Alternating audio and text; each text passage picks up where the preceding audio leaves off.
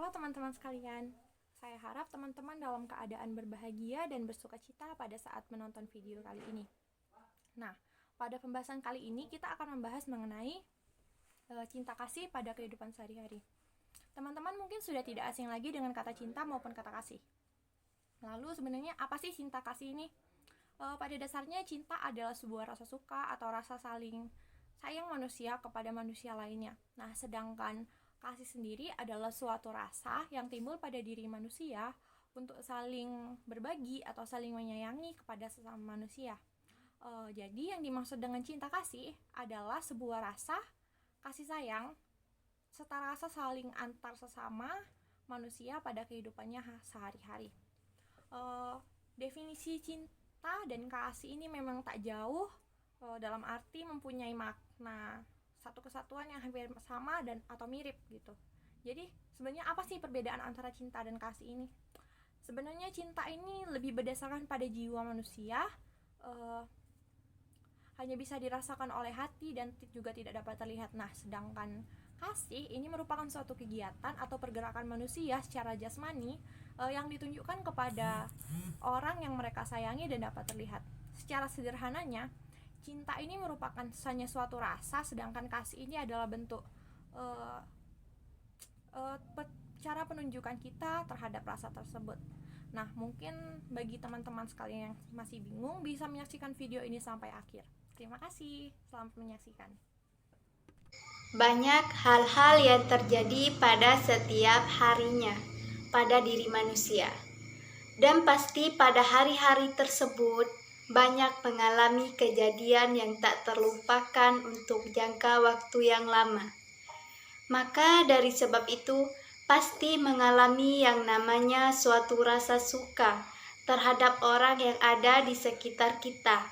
Dan ada beberapa ungkapan rasa cinta yang diwujudkan kepada manusia. Di antaranya adalah yang pertama, perasaan terhadap keluarga.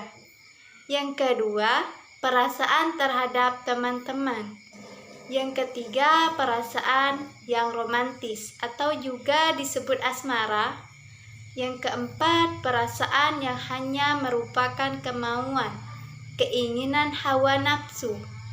Yang kelima, perasaan sesama atau juga disebut kasih sayang atau cinta tanpa batas. Yang keenam, perasaan tentang atau terhadap diri sendiri yang disebut narsisisme. Yang ketujuh, perasaan terhadap sebuah konsep tertentu. Dan yang terakhir, kedelapan, perasaan terhadap bangsa atau nasionalisme. Dalam kehidupan, manusia tidak akan pernah lepas dari ikatan cinta kasih. Sesama manusia juga, seperti misalnya sahabat yang selalu menemani dalam setiap saat, dan rasa empati dan simpati yang muncul karena cinta kasih antara sesama manusia. Dunia mungkin akan terasa membosankan, memuakkan jika tak ada ikatan cinta kasih. Semuanya akan merasa bisa hidup sendiri tanpa bantuan orang lain. Muncullah sifat individualisme dan egoisme. Mereka tidak akan mau mengalah satu sama lain, karena mereka yakin mereka bisa hidup dengan sendiri. Oleh karenanya, cinta kasih itu sangat diperlukan agar suasana lingkungan kita menjadi tenang, damai, dan rukun, agar tidak ada perseteruan antara dua orang maupun golongan. Manusia tanpa cinta kasih itu bagaikan manusia mati rasa, berhati dingin. Dia tidak peduli apa yang ada di sekitarnya dan apa yang terjadi. Jika hal itu terjadi, mungkin dunia tidak akan seindah seperti sekarang ini. Sang ibu saat ini sudah berusia 85 tahun, namun Ding Zuji mengisahkan bahwa ia sangat berhutang budi kepada ibunya.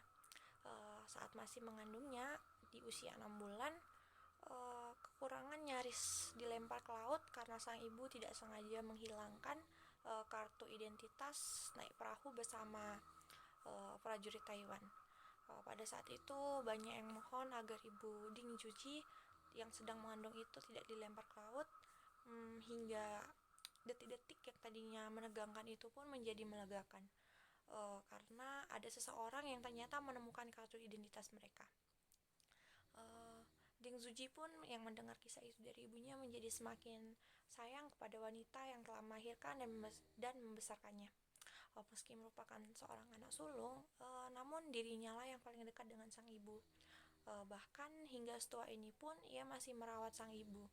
Nah, Ding Zuji ini juga merasa terpukul dan juga sangat sedih gitu, karena dia merasa bahwa dia tak peduli dengan baik kepada ibunya, sehingga ibunya pun mengalami patah kaki kiri. Ia pernah sangat ingin bahwa ibunya yang sudah menua dan mulai pikun untuk pulang dan menemui saudaranya di Tiongkok, namun sayangnya sebelum itu sempat terjadi, sang ibu sudah kehilangan ingatannya, dan itu pun menjadi salah satu hal yang membuat Ding Zuji menyesal. Contoh kasus di atas dapat terlihat kasih sayang terhadap keluarga, di mana sang anak rela melakukan apapun demi sang ibu karena yang ia kasihi, karena merasa sudah berhutang budi banyak dengannya. Contoh di atas dapat terlihat juga contoh kasih sayang keluarga yang muncul dari sang ibu yang menyayangi anaknya dan berusaha sekuat tenaga untuk melindungi anaknya.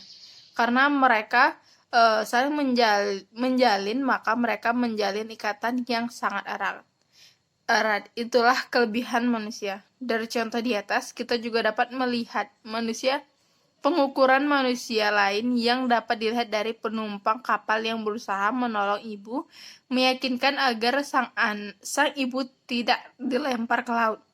Itu juga adalah bentuk kasih sayang terhadap manusia lainnya. Membaca cerita tersebut, saya kembali sadar bahwa apapun yang terjadi, hubungan orang tua dan anak adalah sesuatu yang tidak dapat tergantikan. Saya dapat mengingat hal itu kembali, dan inilah yang dibutuhkan kaum muda, yaitu berbakti terhadap orang tua. Dengan itu, kaum muda yang bertindak dengan pemikiran matang, yang bertujuan membahagiakan kedua orang tuanya, dan akan mengurangi tindakan-tindakan yang merugikan dan tidak diperlukan.